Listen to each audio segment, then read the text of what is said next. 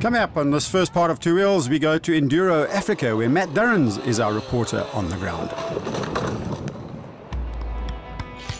Welcome to the Eastern Cape and the border regions of South Africa for the biking adventure of a lifetime. Well, for some of them it will be. We join 200-odd motorbike riders from around the world for the 2007 version of Enduro Africa, which is organised by Mike Glover and Red Cherry Adventures.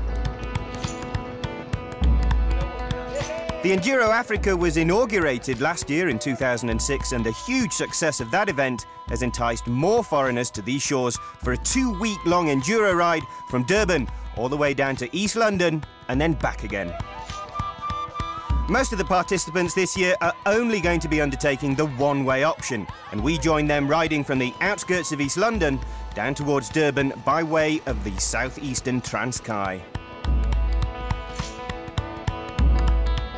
Each day of this ride will offer 2 routes to the participants.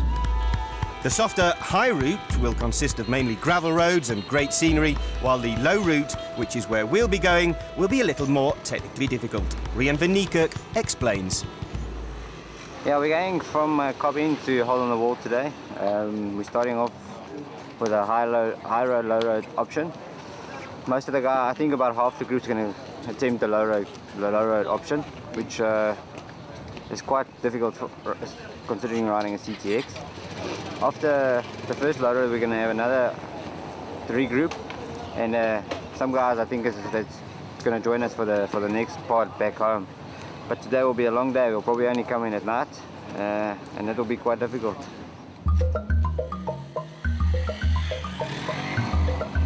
With some trepidation, our large party of nearly 60 riders aboard the venerable Honda CLX 200 trail bikes steers its way into the unknown. It's not just rocks. The trail is also going to be going through thick vegetation, up and down gullies and gorges formed by tributaries which flow eastward towards the Indian Ocean, just a kilometre or 2 out of our sight on the right. Riding skills and Honda's 200 will be severely tested in this unforgiving country, and one adventure for these people who've flown halfway around the world to be tortured, battered and bruised for a whole week on the back of a bucking bronco. Luckily, there are plenty of willing hands to assist dragging bikes through the more difficult sections. Each participant has paid handsomely for the privilege of taking part in this giant fundraiser.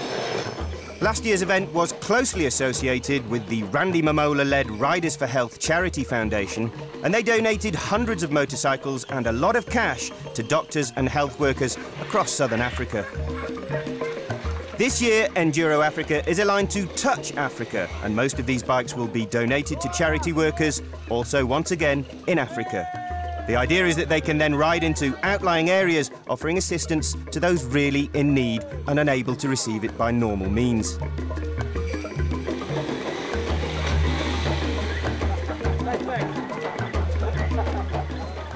It's hell! Hell! Don't do it! Bloody Englishman, they've never got any spine. He signed up, he needs to get on with it.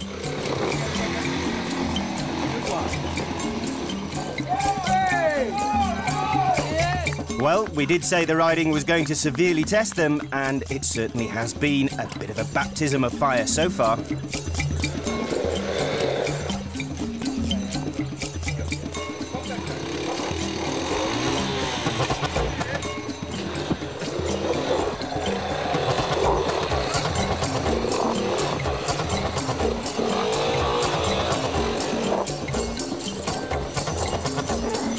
The riders have been divided up into small groups of 10 each, led by a local expert, including off-road champions Rian van Niekerk and Daryl Curtis, as well as Mike Glover and ex-200cc champion Kevin Fisher. And, just as one would expect from motorbike enthusiasts, a certain amount of competition and rivalry quickly develops.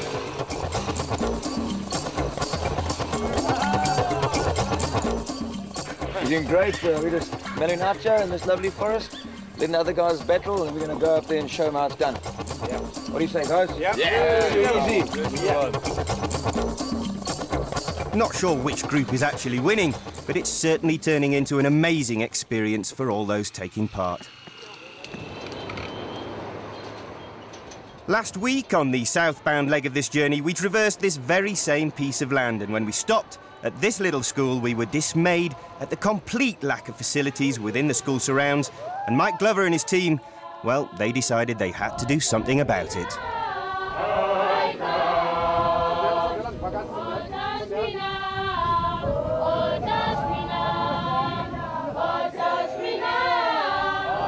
Christmas has certainly come early to the Kajela Junior Secondary School in the Willow Vale district near the Cobb Inn.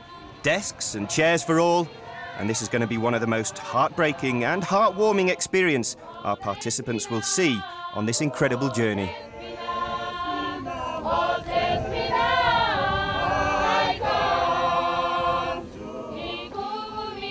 So this is charity work on the ground as it happens. Very, very easy to see the immediate effect that it has.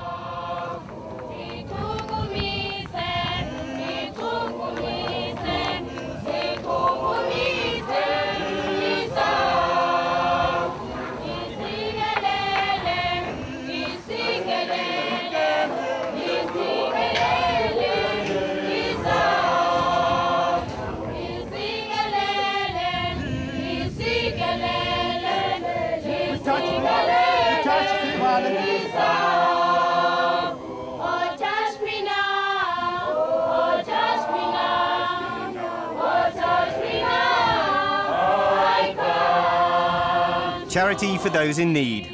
Doing something where we can, without judgment or prejudice.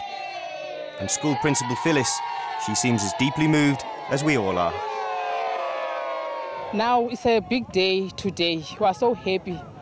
My educators, my learners, and also the community at large. We thank a lot to Enduro Africa, together with motorbike riders, because today they have come with plenty of desks and chairs. We are so happy because we haven't got furniture here, because the government doesn't deliver for more than 10 years. So we thank a lot. Thank you. Absolutely delighted to be here, to bring something to Africa and enjoy the country at the same time. And just fantastic to see what the guys have done at Enduro and with Mike at Red Cherry. And just an absolute treat to see these kids and see us, you know, bringing something here and enjoying the country at the same time. You know, what could be better? This is an absolute privilege to be here, working with Red Cherry and Enduro Africa, for us to actually be part of something that we enjoy so much and that can bring so much benefit. It's just the most emotional experience that we've had. It's tremendous. I mean, so to be part of share your beautiful country and these wonderful children, and just, you know, it makes you think how lucky our children are back home. And, you know, they're just amazing kids. You know, it's a real privilege. Thanks very much.